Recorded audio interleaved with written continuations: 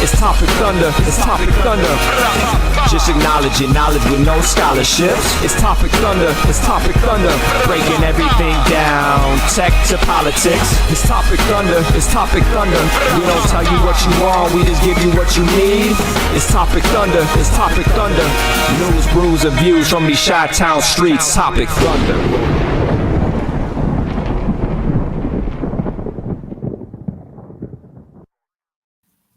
Welcome back to Topic Thunder Mondays, ladies and gentlemen, and another robust and rousing edition of Topic Thunder here. I'm Brooks, that's Ben. Welcome back, ladies and gentlemen. A short week. If we were in the NFL, that's what they would say. It was the short week, Ben. Indeed, yes. We didn't have much time to rebound. So the show might reflect that. Although I've always gotten great post show notes from not only you, Ben, but from Gigi and in the chat room. When the content is hello, the world's most dangerous chat room is alive and well, ladies and gentlemen. The Thunderdome, check it out. I always, every week, I don't know if anybody's ever noticed, I always point the wrong way first, always, consistently. You'd think I'd learn. No. Now you know why, like they put like, hey, this way, stupid signs for like radio hosts and stuff like that. Like just your brain's doing too much. You're working a board. You're providing intelligent commentary. That's okay. Yeah, and we are working on a short week, but I want to say well worth it, because if you haven't yet, if you've missed it for some reason, it is already one of the most watched episodes that we have done of this crazy little show that we call Topic Thunder. Our chat, Topic Thunder Goes Mental, with our in-house therapist, Chrissy. An amazing chat. We covered a lot of stuff. We sprayed to all fields, if you will, and covered a lot of stuff in a short amount of time. And it got great feedback, and it was awesome. It was one of the most fun episodes we've done yet. CJ, we're hoping you're doing well and feeling better as the day passes, because there is another surge in the old Rona, and it's not sparing anybody. Whether you had it before and had those antibodies, or you've had all your vaccines, it's not sparing anybody. And it's not getting the press, of course, that it should, and nor is the monkeypox. No Rona, she's fine, just a head cold. So really? I don't worry about there. All right. Well, yeah. Well, you know what? Everything I said was still true, and I'm not just fear mongering to open the show. We'll get to that later. Well, what always helps, many people that are feeling a little under the weather. Boy, do I got something for you tonight too. If you've got those sinus issues going on, folks, been bouncing around the different varieties of scotches, right? We've talked about I have an affinity for that real smoky, peaty flavor. Rona, she does have the Rona. No, it is. Yeah. Okay. It is. I again, I've never tested positive. I've gotten really, really close, and I mean as close as you can get. Incredible. You haven't tested positive. There's no doubt that I have. I've just haven't had any symptoms. Probably because I drink lots of brown liquids like this. Yes. That's it. Don't take that to the bank. I'm not some quack like Joe Rogan. Yeah. Mike Brooks says just drink brown liquor to cure fucking COVID. Well, if that secures $100 million contract from Spotify. Yeah. Okay.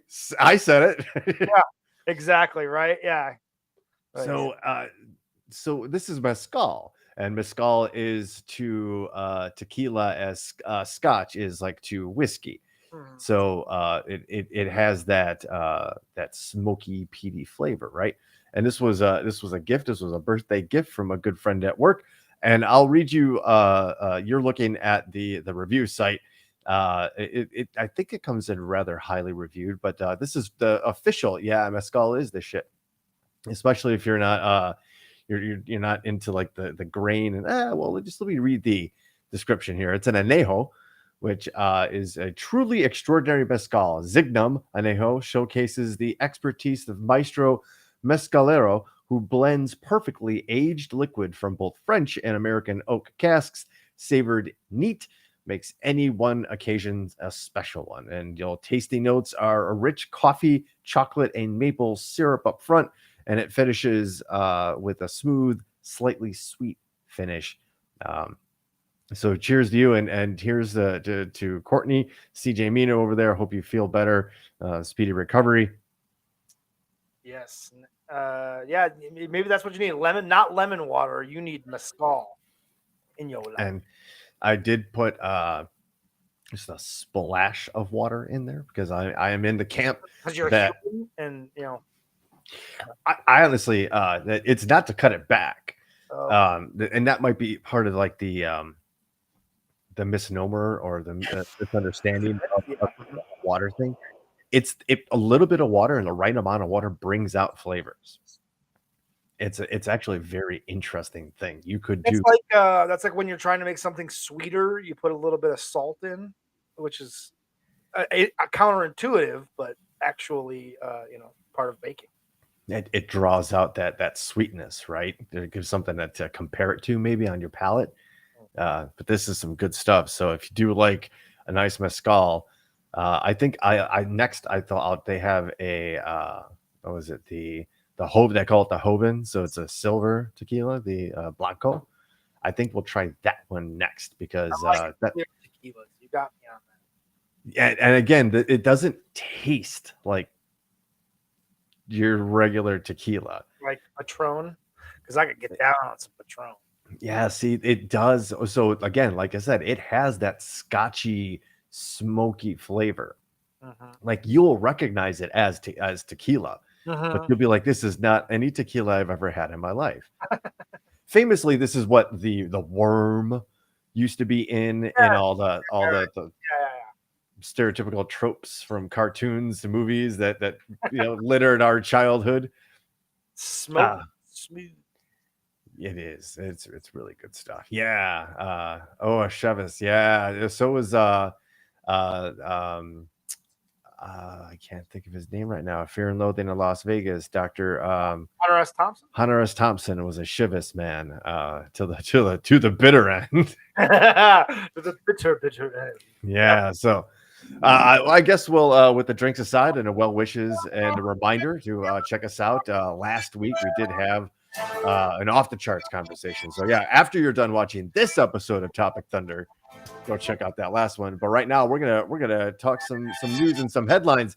And oh boy, I think we might be starting the Ellie event right out of the gate here. I think so.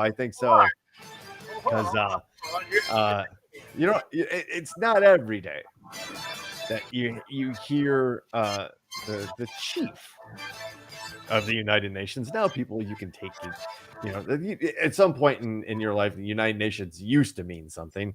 So it still kind of does. It's our one chance at some sort of united government. But when the UN chief says humanity faces collective suicide over the climate crisis, I would say that those words are chosen carefully. So that brings us right into Ellie with Brooks over here. So we actually a couple weeks back, if you might recall, we talked about how hot it was getting in certain parts of India and Pakistan. Yes. I just joking about it actually, but yeah. Well, we were joking, but like a story I cut from the show was an example of this is that like 40% of the mango crop in Pakistan gone because of the heat. Jesus. Just gone. And that's a huge supply of the global. See how the food chain. This is it's slow moving, but it's gonna get you. It's gonna get you right. So wildfires and heat waves wreaking havoc across swaths of the globe show humanity is facing a collective suicide. The UN Secretary General has warned, as governments around the world scramble to protect people from the impact of extreme heat. Antonio Gutierrez told ministers from 40 countries meeting to discuss the climate crisis on Monday. Quote, half of humanity is in the danger zone. He just... What? Wait, I'm sorry, what? Go back. What was that one? What was that percentage again? 50. Oh, was in the danger zone from floods, droughts, extreme storms, and wildfires. No nation is immune, yet we continue to feed our fossil fuel addiction. Have a swipe at that, fossil fuels. He added, we have a choice, collective action or collective suicide. It is in our hands. Wildfires, yes. raged this weekend across the Europe and North America. The Europe and North America. I'm like Bret Hart over here. You know, the Europe. The North America. And the North America and the Europe.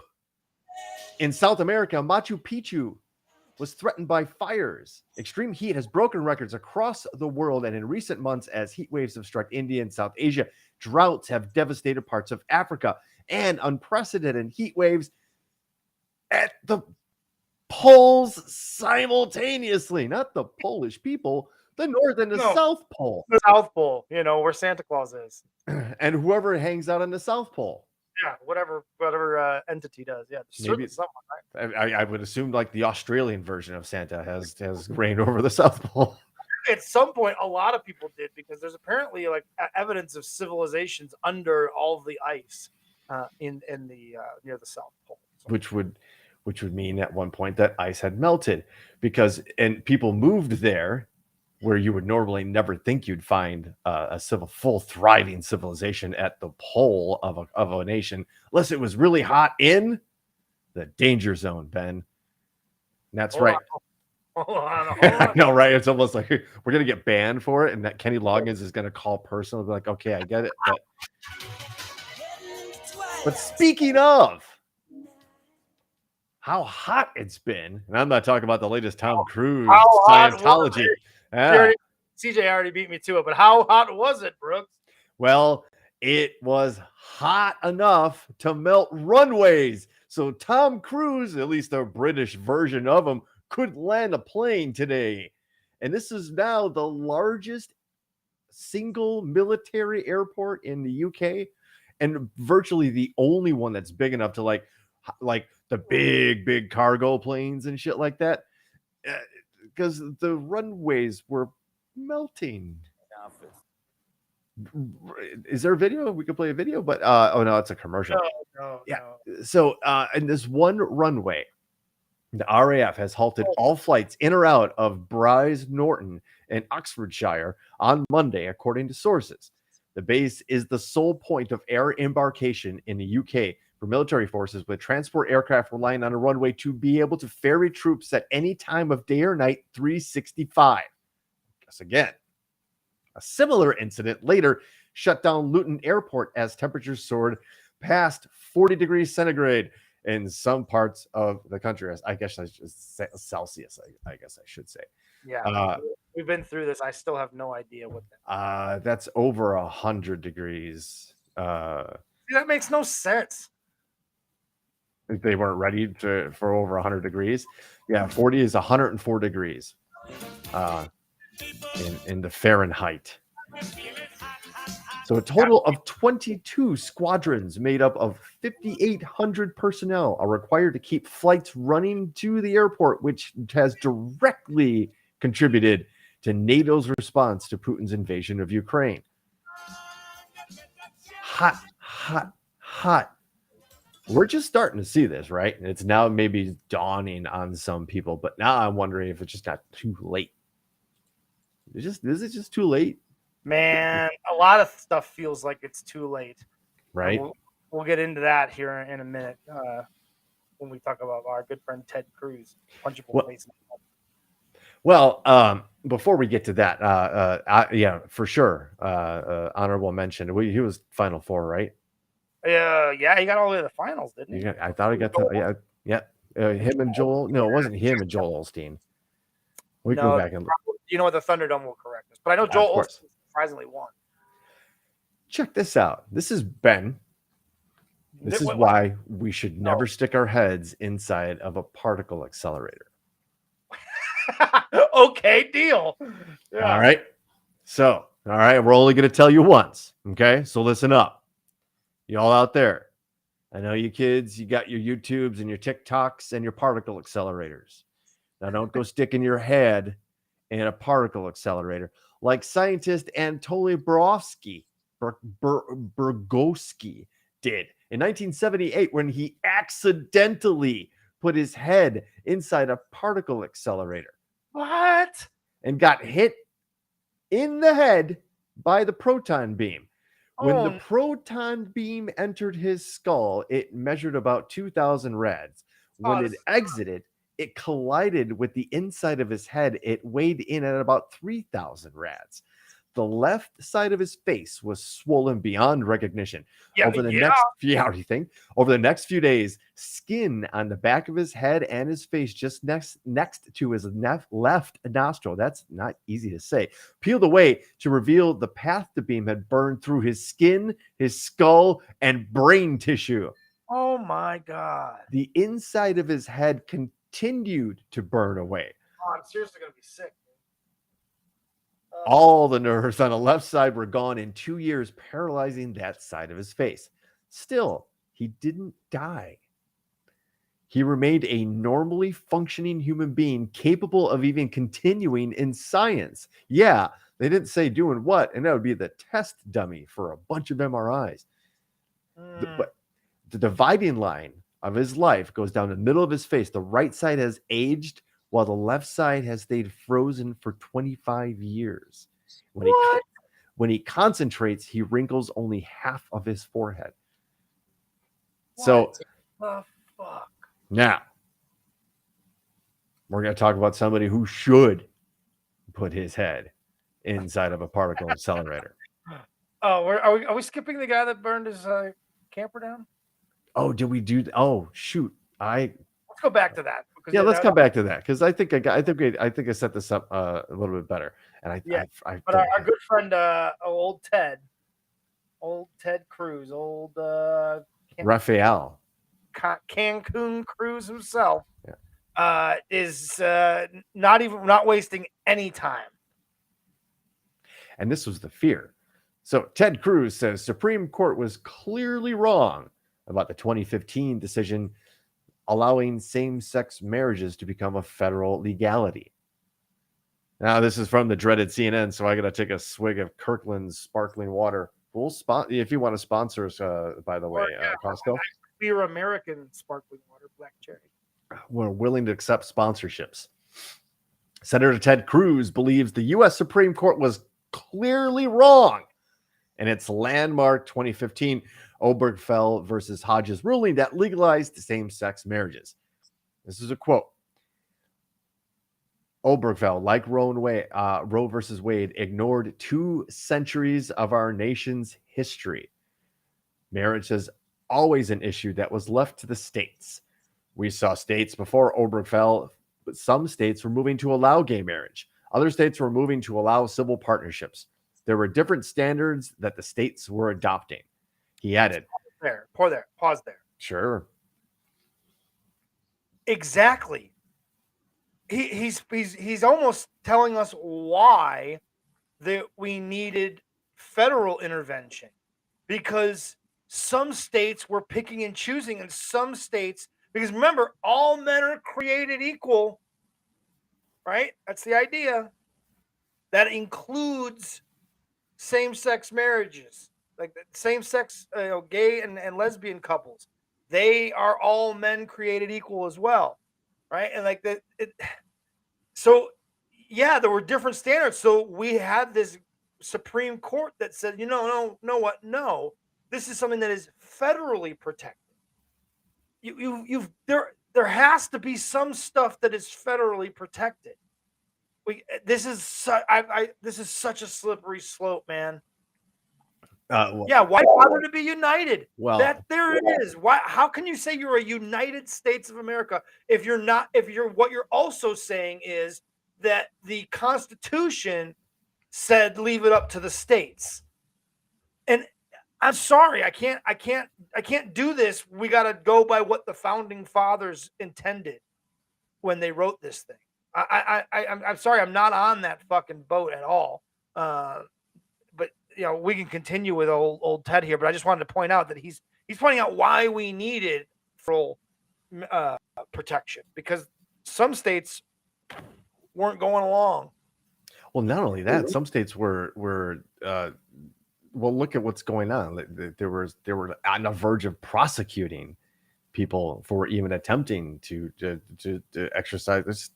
Just get married and have the same rights in hospital visitations, in insurance beneficiaries. That's what we're talking about here. Right. We're not There's a whole talking. list of things. It's not just marriage. It's not just the sanctity of marriage. Well, that's what a lot of people think. Like that, marriage is a wedding in a chapel followed by a reception, and or whatever variant on a theme your culture or religion. It does not have to be that at all. And in fact, keep your religion out of it, because at that point, largely, that's what it just. I want the benefits, right? Right. I want a party. I want a great meal. I want a bar. I want a DJ. I want cigars and all my best friends and my family, but I don't.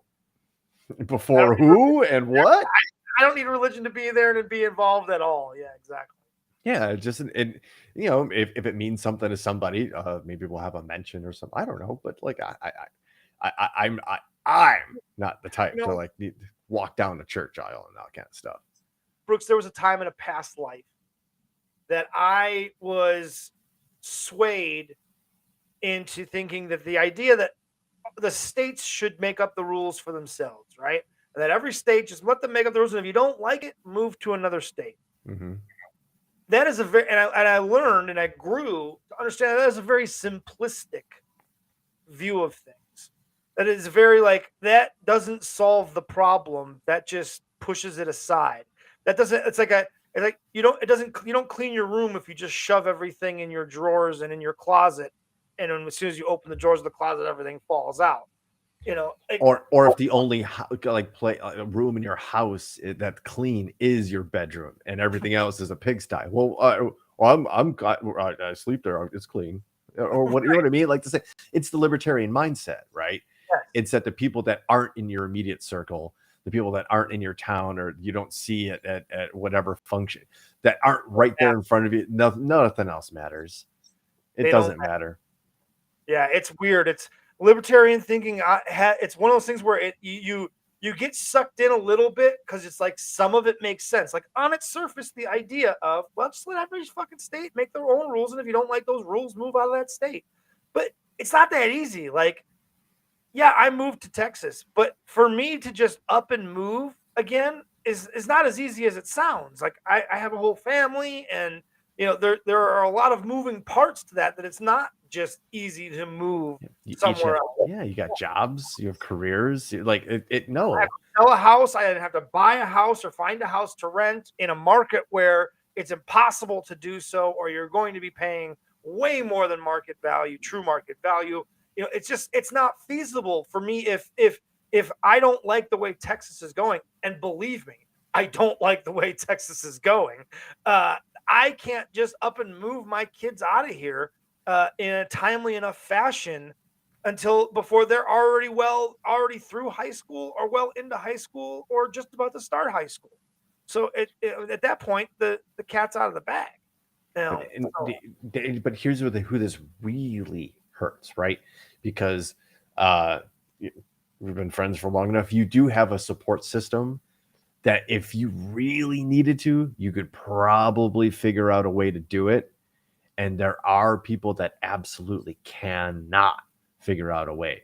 They're trapped where they are. So what do we call an open season on treating them like they're second class or third class, abusing them as whatever, paying them less, or just because congratulations, you've trapped them there with your insane laws and inability to function on a national level with the same amount of rights as everybody else in a neighboring state. Yeah.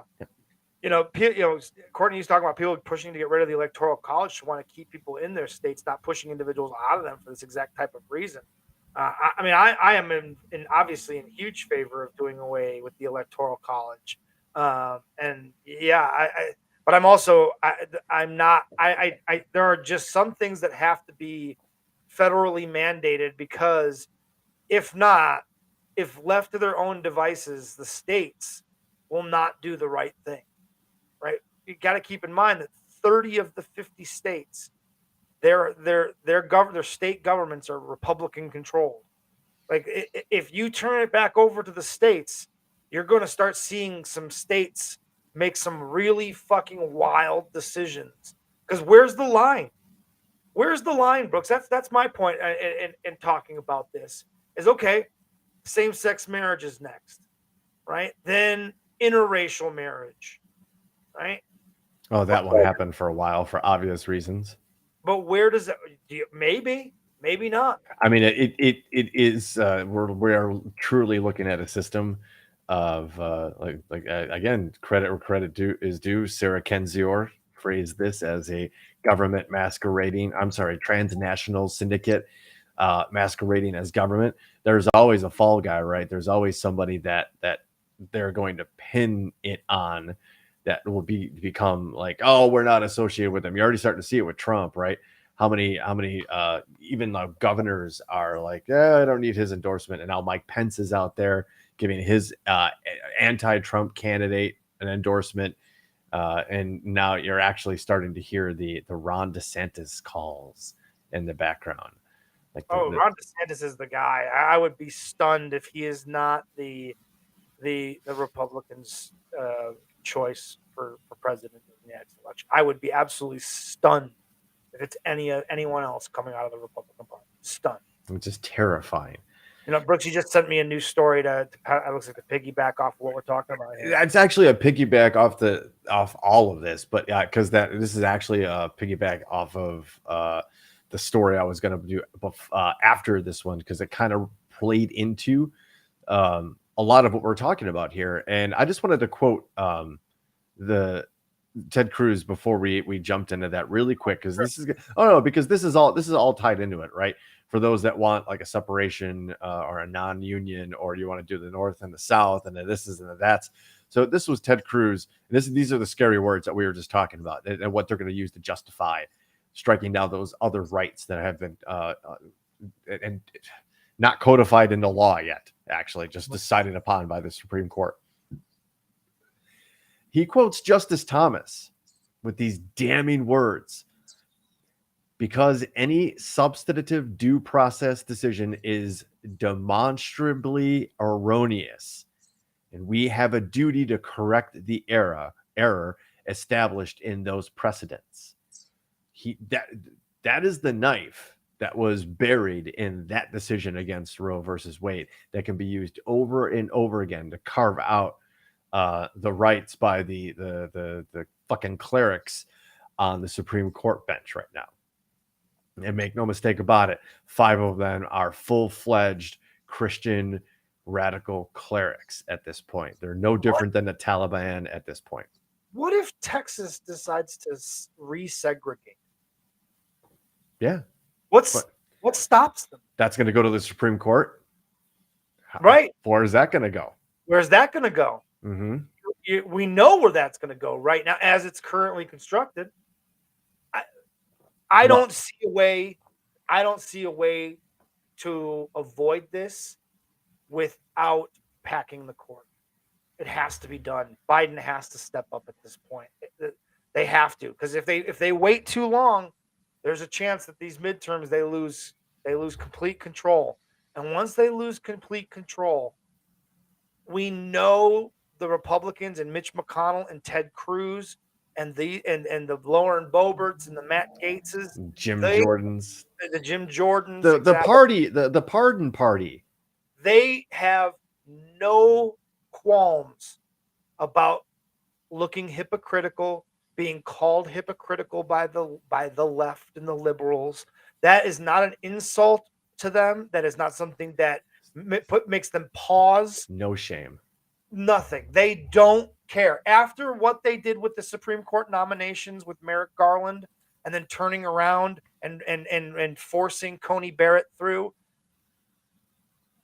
there is no illusions, none whatsoever, that if given the opportunity, if given the power, they will make sweeping changes that will be very difficult to reverse, when you understand that underneath all that, it's backed up by states that are Republican controlled and are willing to back up this idea of, yes, give us the power back. Yes, absolutely give us the power back.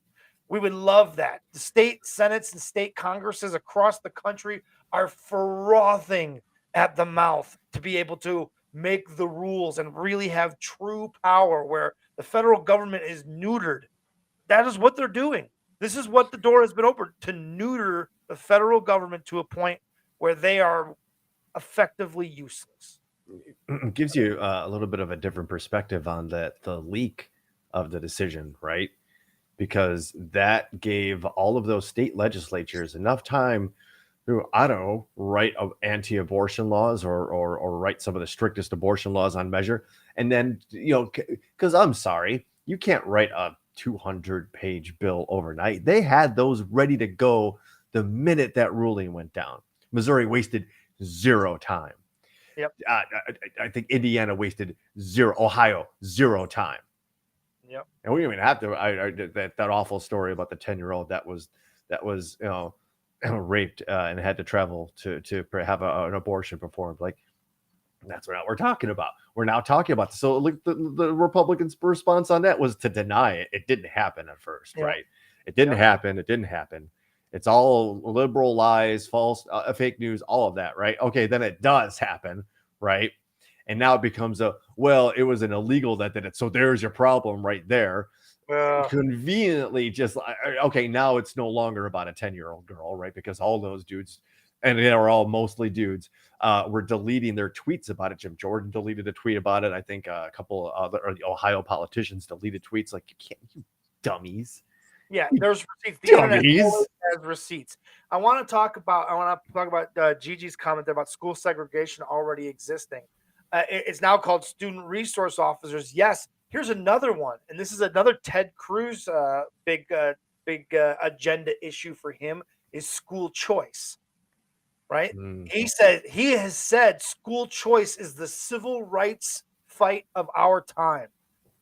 School choice again is basically effective segregation, where right now children go to the school. Schools are divided up by basically the neighborhoods in the town, right? And you, for the most part, go to school with the people that live in your general area, in your general neighborhoods.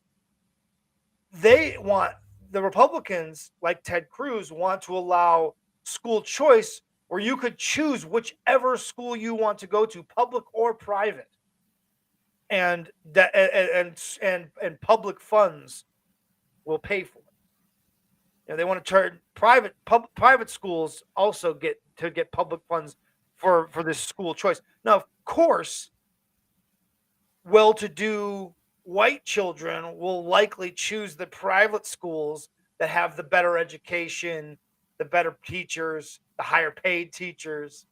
You effectively create segregation. You exacerbate segregation with this school choice thing, because wealthy white kids will almost never choose to go to the school with the mostly minority kids.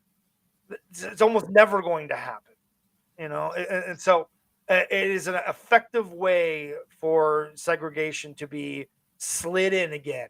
And they drape themselves in the civil. This is the civil rights issue of our generation. You drape yourself in that.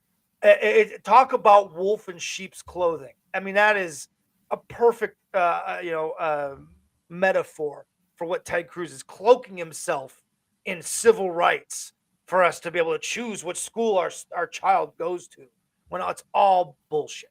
It's all bullshit to creep in segregation.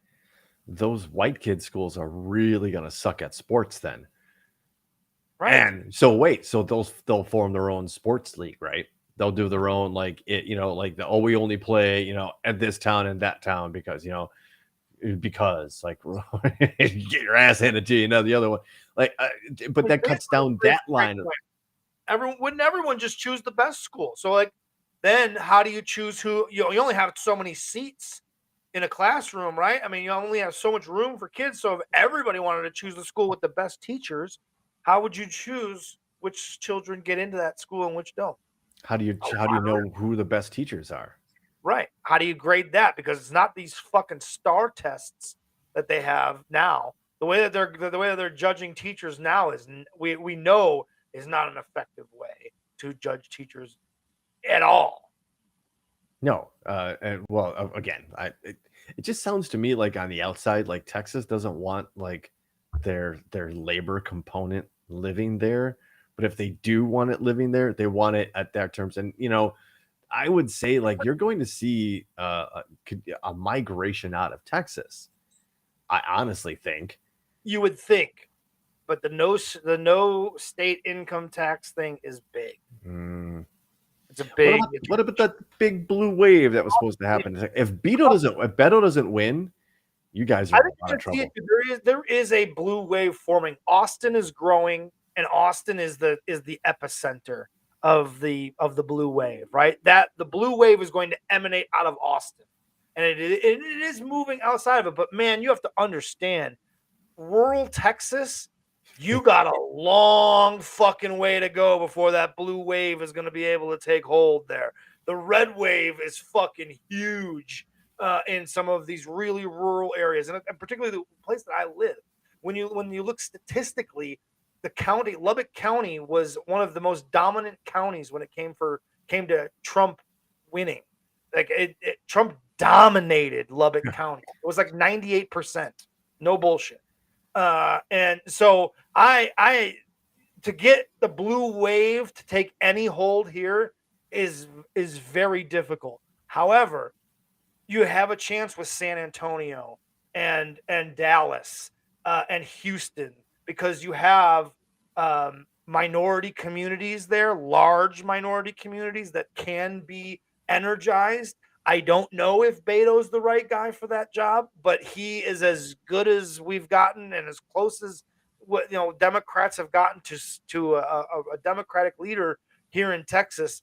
And the last thing he just did was having the balls to go stand up to Greg Abbott and the mayor of Uvalde, Texas, and call them out in front of everybody, in front of the media, and say what needed to be said. Like that's the kind of leader that I can get behind. That's the guy he doesn't give a fuck, man. And he's going to call these motherfuckers out when they need to be called out. And that was a great opportunity, and he did exactly what needed to be done.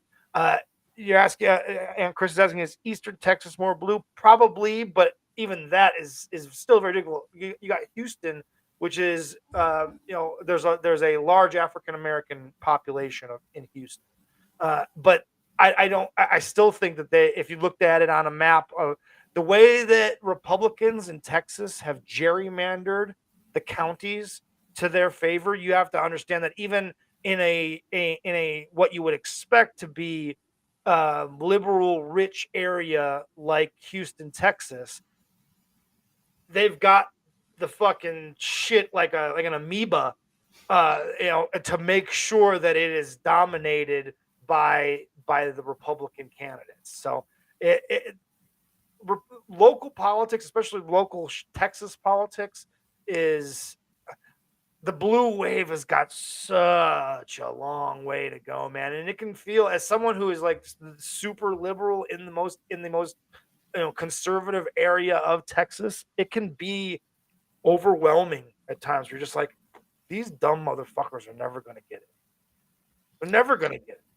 I looked. I mean, this is the second straight week where I'm mentioning the Homer Glen or Lockport Facebook groups, and I get that same despair, dude, because you don't have to travel. And generally, larger population centers are a little more democratic, a little more left leaning, but generally because you have that mixture of ethnicities and cultures. You're forced to see that thing that you thought was something else, and you sit down and have a conversation with somebody that thinks or believes something different than you, and you're like, no, that was really cool lunch. I just had the best lunch ever. You know what?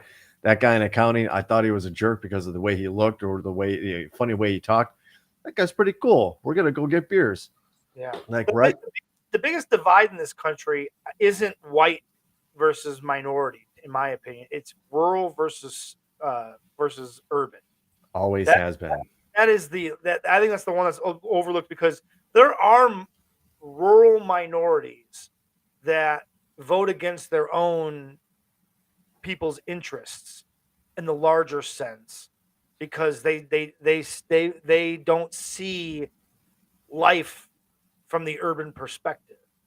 it's amazing. And I've been lucky enough to live in Chicago proper, in suburban Chicago, and then now live in rural West Texas.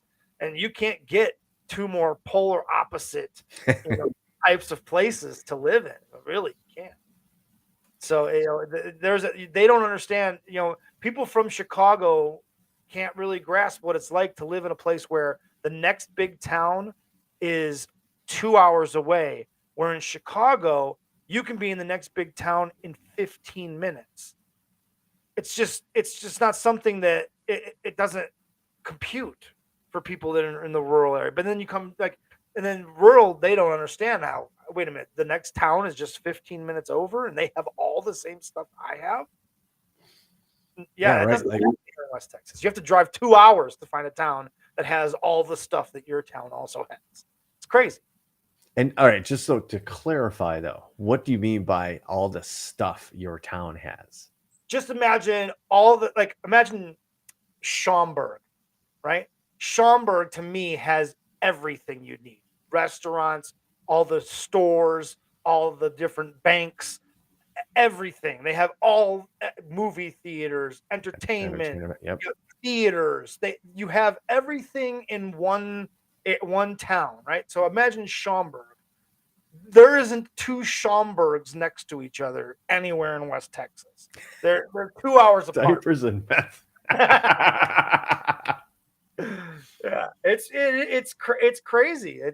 And that's why for me in the car business, it's people will drive long distances, 300, 400 miles for a deal on a car, where in the Chicagoland area, it's nearly impossible to get someone to drive 300 miles because they will pass 400 dealerships between you and where they are. Here, you can drive 400 miles and pass 4 dealerships between the two places. So it's just a completely different culture, man. And it for me, I'm now just almost 10 years now living in Texas, which is fucking crazy to think That is about. pretty nuts. Wow.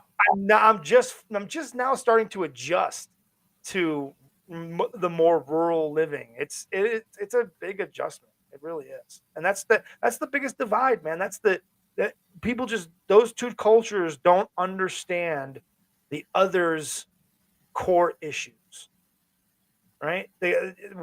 People in the cities don't understand why these subsidies and farming and and all those things are important. And people in the rural areas don't understand why having so many people in one area makes getting jobs harder, makes just getting food more difficult in some instances. And people they can't relate. They can't relate at all. And that's a huge problem. And that's where I think the biggest divide is. And I don't know how you fix that. How do you get those two cultures to come together in the middle? Because there's a gulf between the two. It really feels like. So it's certainly not by doing this next article. The red state murder problem. And I wanted to follow this up after our conversation with good old Raphael Theodore Cruz over there. Because the sanctity of life, because that's what this is all going to boil down to, and the way things have been in our country for 200 years, even though they were quoting Sir Matthew Hale, who was alive 400 years ago, and their landmark decisions to overturn all these great things that have given people freedom and the same rights and access as others. You hear a lot, especially if you live in Chicago. You hear a lot of, oh man, it's you must be dodging bullets every day at work. Like, no, yeah. I mean, there's crime. It's undeniable, and it's and has Chicago's gotten worse? Yeah, probably, only because at one point it was, the downtown area was off limits. Like it was a spoken, like, you don't do this downtown all right, go do, and now the riffraff is downtown. So now it just like, oh, it's so bad. Not even in the top 10 is Illinois in the murder per capita. In fact, 8 of the top 10 murder rates in the United States are red states. Number 1, clocking in with a 20.5 per capita murder rate is Mississippi. No shit.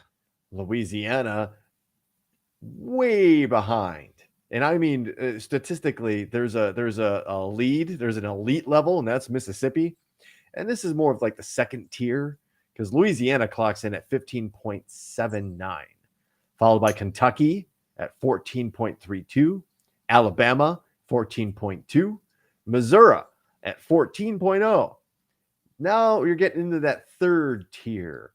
South Carolina, red state, 10.72. One murder, I think it's per 100,000 people. New Mexico and Georgia are the only two blue states on the list. And I don't know why they're listed as blue states, but let's do it anyway. 10.7 for New Mexico. Georgia is 10.5. And then we go back to the red states. Arkansas, 10.29. Tennessee, 9.9. Now, just for honorable mention, Illinois just missed the list with a 9.2 per capita murder rate. But that was... Maybe next year.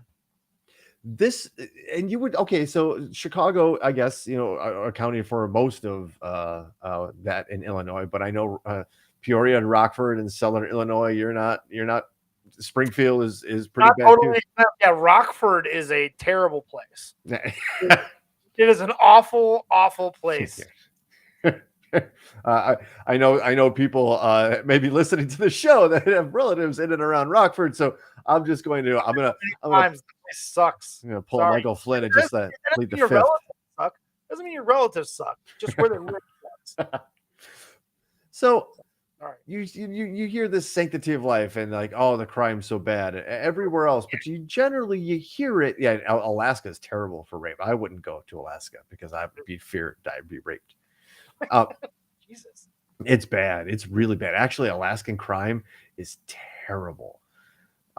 It's a show in and of itself because it'll blow you away about the level of poverty, the rampant abuse, alcoholism, and just the crime in general is terrible up there. It is the Wild West. Speaking of which, I got a story for you, Brooks. All right, hit me. Guy I work with, he's a salesman, recently went to Mexico on vacation. All right, stayed at an all-inclusive resort down in Mexico. Was down there one, maybe 2 nights, has a drink at the bar, from the bar at the resort. Starts feeling weird, hallucinating, throwing up. Oh no. Feeling like he's overdosing. His wife freaks out, starts panicking, calls the front desk. They say, take your husband to this local private hospital that's just up the street here. She takes her husband, my friend, the salesman who works for me, to this private hospital. They chain him to the bed, tell his wife, if you ever want to see your husband again, you'll pay us $12,000. If you don't pay us in X amount of time, we'll start harvesting his organs. And they were dead fucking serious. They had to pay $12,000 to get him free. I don't want to go anywhere ever. Think about that, dude. I don't want to. Ben. God damn it. Fuck. God. That nightmare shit. Oh my God. I couldn't believe it. He's like, dude, I'm not kidding. It 100% seriously happened. Out $12,000. His life. Dude, I'm about to say $12,000 is nothing. And if they were dead serious, like they were gonna start harvesting his fucking organs. Oh yeah.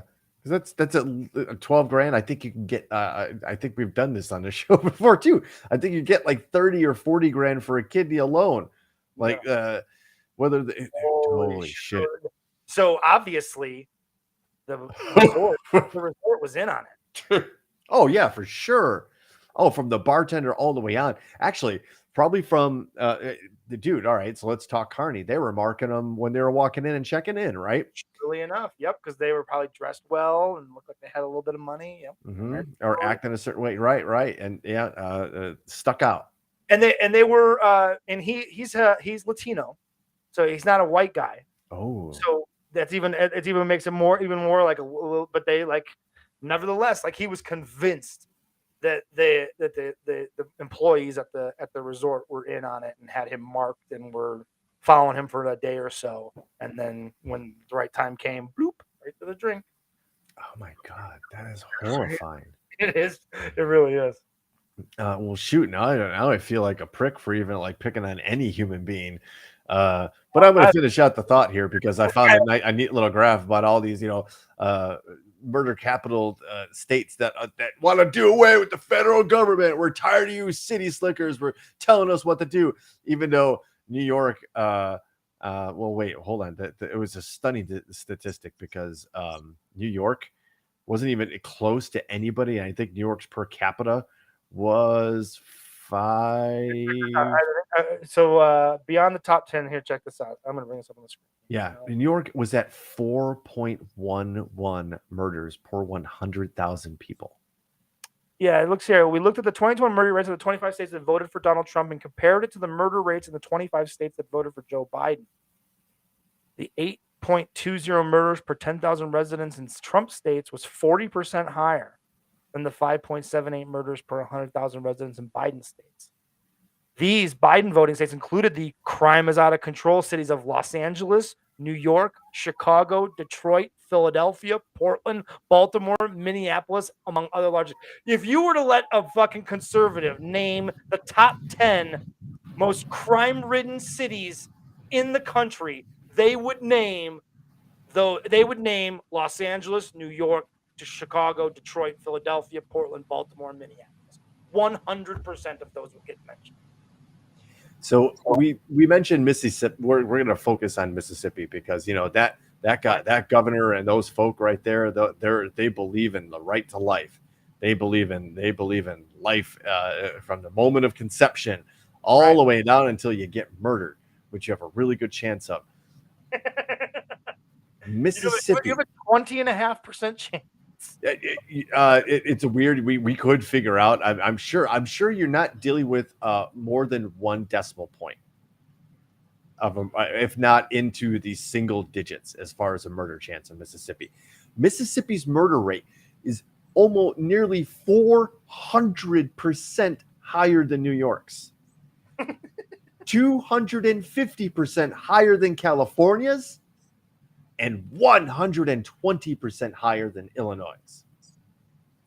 So again, where is all this this mindset? Where is the reversal in here's the data, but here's our perceived reality, and no, your fancy numbers can't sway us because I know what's going on. Well, I did want to slide this next one in because it is a neat little chart.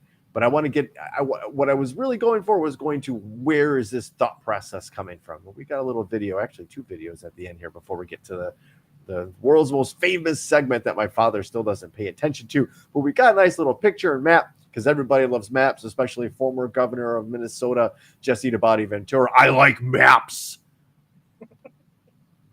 Here's a. What's the next story? Well, it's going to be that Yahoo Finance picture there, Ben. And it's just the states that are the least and most dependent on the federal government to just operate. Period. You might be surprised who's clocking in. Because number 1 is New Mexico is the most dependent, followed by murder capital of the U.S., Mississippi.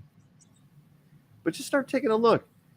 Illinois is 46th on the list. There's only 4 other states that are less dependent on the federal government, and I guarantee you, forget about the federal government. Kansas is like, we don't need that. Fuck. Right? Go get bent. Kentucky, Tennessee, Alabama. Now let's understand what the federal government is. Right? It exists because of the tax dollars that the states send to the federal government. Right? So it's basically Montana is 8. That's crazy. Right? Isn't that pretty nuts? But to be dependent, those farmers, it's the subsidies for the farmers. Sure, but these are the people. This is what you would call a welfare state. That your state doesn't do anything without without the help of other states, the ones that you wag a finger at. I got on a high horse and I wanted to show this map and be all cool like you people. No, yeah.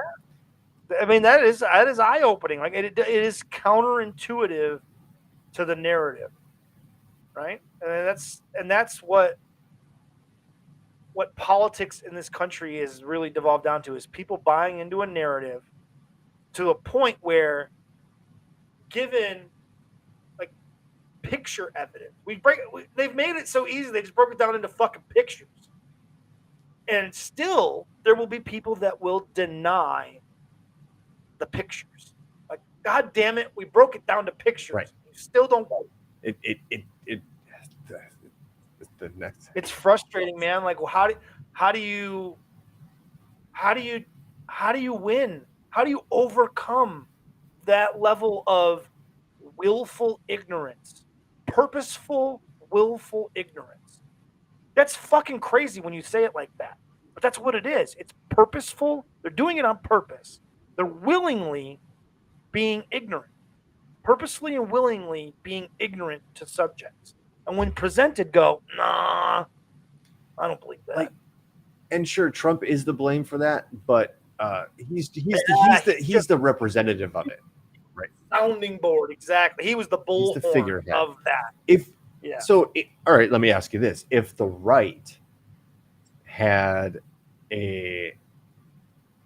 let's just say back the normal right, let's just say rewind everything maybe 20, 25 years, and whatever the normal right was, but it's even hard because we know like the right now is started 40 years ago. But anyway, if they had somebody that wasn't an outright criminal, would you feel better? And they supported that candidate that for very good reasons. Would you feel better about the conversation because they didn't support an outright criminal? Right. And 40 years ago, they kind of did. Ronald Reagan is Donald Trump without being a criminal. He's a celebrity that was charismatic, that was able to garner the attention of enough of the voting public on the conservative Republican side to get into office and enact a very particular agenda for people that weren't, that they rode the coattails of a famous man in Ronald Reagan and rode it to the point to get deregulation, which opened up the faucets and allowed capitalism to take off in a way that it had not previous to Ronald Reagan. You know what I'm saying? So they're, in a way that 40 years ago, they did have that guy, and they elected him, and they changed the course of American history a great deal by electing Ronald Reagan president and enacting a lot of the deregulation and the opening up of Wall Street that came with Ronald Reagan in 1980. The union busting, the mismanagement and absolute denial of homosexual people during the AIDS crisis, that was willful. Right. The Republican Party having already secretly negotiated with Iran for the release of prisoners that were in prison for 444 days. I know that because of Aunt Chris. 444 days that they delayed the release of those prisoners until after Reagan was inaugurated so he could say he did it and not Jimmy Carter.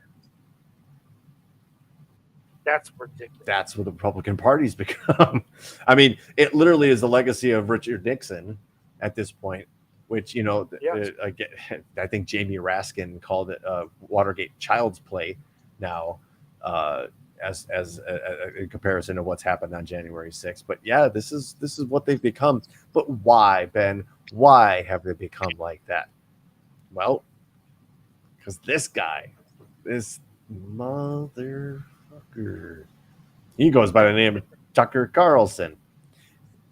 I don't know how many people watch him every night, but too many people do. I also know Fox News is broadcast on every single American armed forces base everywhere. this was Tucker Carlson's response to the Highland Park massacre gunman being caught and why he did what he did. Look at Bobby Cremo. Would you sell a gun to that guy? Does he seem like a nutcase? Of course he does. So why didn't anyone raise an alarm? Well, maybe because he didn't stand out. Maybe because there are a lot of young men in America who suddenly look and act a lot like this guy. It's not an attack, it's just true. Like Cremo, they inhabit a solitary fantasy world of social media, porn, and video games. They're high on government-endorsed weed. Smoke some more, it's good for you. They're numbed by the endless psychotropic drugs that are handed out at every school in the country by crackpots posing as counselors. And of course, they're angry. They know that their lives will not be better than their parents. They'll be worse. That's all but guaranteed. They know that. They're not that stupid. And yet the authorities in their lives, mostly women, never stops lecturing them about their so-called privilege. You're male, you're privileged. Imagine that. Try to imagine an unhealthier, unhappier life than that. So a lot of young men in America are going nuts. Are you surprised? And by the way, a shockingly large number of them have been prescribed psychotropic drugs by their doctors, SSRIs or antidepressants. And that would include quite a few mass shooters. And keep it. This guy, fuck this guy. God To damn it. unpack right there. And I don't want to spend the time to unpack it, but that is That is clearly a guy with an agenda, man. right? And I like the shot at women, right? Like it was everything. This is what's being drilled into people's heads every night. In the military too. I can't stress that enough. In the military. You know, I will give him this. He raises an interesting point at the very beginning. How does a guy that looks like Robert Cremo get sold the amount of guns that he was sold and no one raised a red flag? That is a good point. But then he takes it in the wrong direction from there. He doesn't put the blame where it needs to be. The blame needs to be on the gun dealer who sold him those guns. Let's talk to that guy and go, dude, you looked at this kid and you thought it was a good idea to give this kid an AR-15? And I would love to hear that guy's explanation, because that guy's explanation has something to do with the Second Amendment. Well, it's his Second Amendment right, and I'm not going to let that stand in the way. I'm not going to let my suspicions stand in the way of his Second Amendment right. So I'm going to sell him an AR-15 with a 30 magazine, 30 round magazine. What he does with it is not my problem. It's not my fault. You don't blame the car dealer when someone gets into a car accident, do you? And it's like, no, it's not the same fucking thing. That is a false equivalency. And that's not the same. And so he looks a certain way. Okay, sure, and we can all draw conclusions from how he looks. He has a history. He was a known entity by law enforcement for having weapons already and making death threats to loved ones and family members. So that's the part you should really focus on, and why a known entity to law enforcement that was a clear and present danger, I believe is the way to describe him, was able to get that. That's the problem. Like, not the way it looks. I mean, I understand what you're saying there, but yeah, for sure. But that's a psychological ploy and a psychological argument, right? Like, here's the thing that we can all agree on. Look at this kid. You wouldn't sell this kid bubble gum, would you? Not a chance. And then now that I've softened you up, and now that we agree on something, like, here's the rest of my crackpot theory. Yeah, right. That's right. Psychotropic drugs. I wish we'd have had this clip last week for Chrissy to give us her thoughts on whether the psychotropic drugs that kids are being fed should be if she believes they're a contributor to the mass shootings. That is another very deep, it's a whole deep conspiracy theory in its own right. The We Are Change people are big on that. So before we Ma Jordan with a piece of information. She heard that the gun dealer spelled his name wrong on the application, so it didn't red flag it. That would be great, because again, the system is woefully flawed. yeah, it's terrible. And I know we didn't have a chance to talk about it. And it feels like now it almost feels like it was years ago. You know, it's just like 2 weeks ago, 4th of July. That's just I guess the nature of the news cycle and what we did with Chrissy. And I think we're definitely going to have her back, and that's certainly something that we can definitely hit upon next time. Is that very topic? But try to do a little bit of a palate cleanser, right? So we went to the Shed Aquarium, the John G. Shed Aquarium over the weekend, and this wasn't part. There was a neat little display of some bioluminescent creatures. They were sea anemones, so part of like a coral kind of deal, right? But I found this awesome video. Look at this slug, Ben. It's a slug, and it glows. It's alive. It lives underwater. Of course it does. Probably very deep underwater, right? Man. Because that's usually what, the shit that looks like this lives extremely deep underwater, dude. We've talked about this many times. Both you and I share the same fear of extremely deep water. But at the same time, I'm fascinated by it. Like I could watch documentaries on like the shit that lives deep in the sea, and the idea that there is so much of the seas on this planet that have not been explored, like that's still to this day just blows my mind that there is the floor of the ocean has not been seen everywhere, because the floor of the ocean is so goddamn deep that we can't build something that can withstand the pressure to get deep enough to record like the bottom of the ocean in some places, which is crazy because like you can imagine what might be down there, right? Like who knows what the fuck is down there? Like the deep sea is the most fascinating yet terrifying thing on this planet.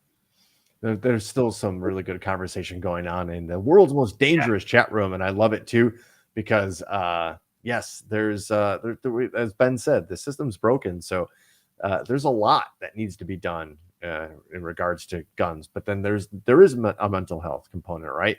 There is a societal component, right? There's too many components, and it feels like it's all too much. So most people are comfortable just doing nothing, right? But as far as like the deep, yes, terrifying. It's easier to send a satellite to sit millions of miles away, 1.2 million miles away from Earth, than it is to get down to the bottom of the ocean. Also, those that are watching The Boys, the deep is also terrifying on that show. Well, ladies and gentlemen, without any further ado, it is the lightning round. All right, ladies and gentlemen, welcome to the #1 rated segment on this show that my own father hasn't even watched yet. So you're taking steps in a direction that he hasn't. Congratulations to you. If you're new, just joining us on the old Twitch, on YouTube, Facebook. Oh, and by the way, if you are, just give it a like. Just take a second right now. Just to get. Also share. Let your friends know how cool the Thunderdome is. Even the like button gets it makes a big deal. So check that out. And if you're new here, let's read the rules really quick. 3 stories enter the Thunderdome, ladies and gentlemen. You in the world's most dangerous chat room, the Thunderdome, get to pick which story gets read. Without any dilly-dally, ladies and gentlemen, headline number 1. Vicar wearing only stockings caught performing sex act with Henry Hoover in church. There's a lot on that. Who's Henry Hoover? Headline number 2. Too much mayo. Subway customer arrested after shooting 2 employees, killing 1 over a sandwich order. Oh my God. That's taking your shit way too serious. And headline number 3. Chaos at Walmart as woman performs karate while son strips naked and dog steals food. Come on. Like the other 2 have a chance. we're gonna go over that one more time for those of you Oh my still God, making up your amazing. minds and decisions at home, and we'll do the official Bozo computer tabulations in a very I official won't- manner. I cringe when someone complains about their food and I'm with them. It makes me very uncomfortable. Imagine taking it to the point of shooting someone over your Subway sandwich. Good Lord. Well, I think we're already going. I think we know who won, but we're gonna do this. We're gonna do this the right way, ladies and gentlemen. We got it to at least twice. Headline number 1: Vicar wearing only stockings caught performing sex act with Henry Hoover in church. Headline number 2: Too much mail. Subway customer arrested after shooting 2 employees, killing 1 over sandwich order. And headline number 3: Chaos at Walmart as woman performs karate while son strips naked and dog steals food. I don't think there was. I was putting it together, and these things come together, and Yeah, it sounds like when Adrian takes the family to Walmart. I think can we just say number 3 won, because I don't see votes. Gigi pulled her vote back for We're waiting on Ryan Hansen to give remix. us his 3 headlines remix.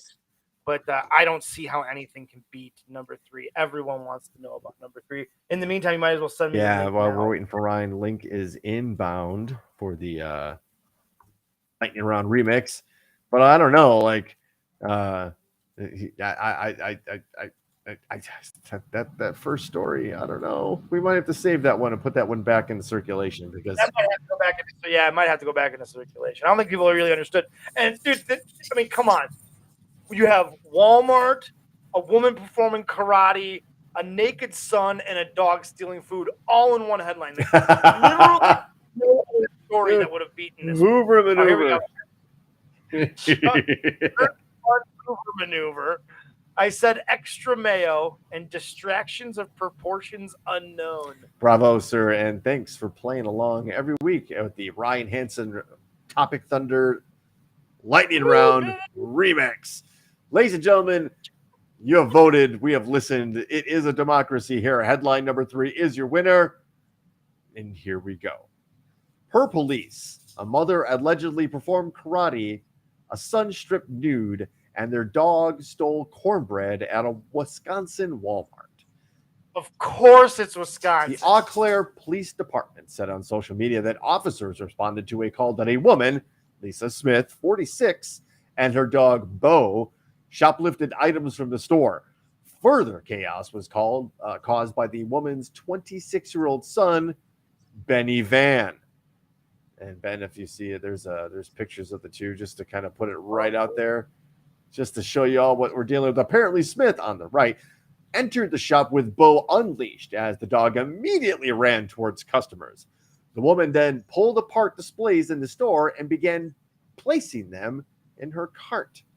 In a Facebook post, the police department said she was asked to leave by staff and left the store to perform karate moves in the parking lot. They added, in the meantime, Bo got a box of Jiffy cornbread muffin mix and tried to leave the store.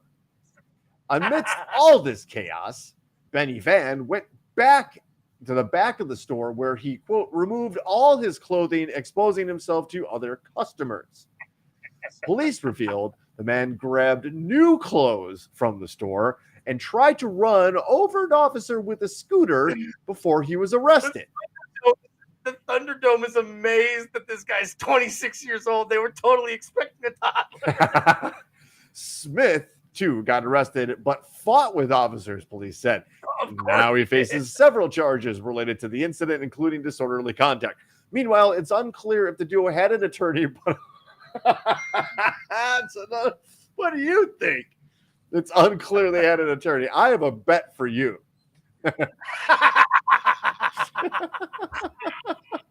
Just look at them. They don't have an attorney. Anyway, as for Bo, the dog, officers caught him and brought him to the Humane Society, where I'm sure he'll enjoy rehab from his thieving ways and enjoy a halfway house and possibly foster home and find a new home. But there it is, ladies and gentlemen, the lightning round for this edition of Topic Thunder. which I want to take this very special moment right now, ladies and gentlemen. It was Aunt Chris's birthday yesterday. So I want everybody in the chat room to throw it up for Aunt Chris. 3/4 of the reason I'm the person I am right now, as far as my interests and loves of all weird and cool sci-fi things, it's because of her, a monumental influence on my life. So absolutely happy birthday. Cheers to you. And we're looking forward to going out for a grand dinner to celebrate. Indeed. Wrestling fans, we are watching Smoky Mountain Wrestling's Night of Legends this Thursday night. Indie wrestler Steve Stone will be joining us. He'll tell us some stories about Dusty Rhodes and Chris Candido and Tracy Smothers. So join us, and we'll have fun. Until then, From the USS Rapapa next Monday, Topic Thunder.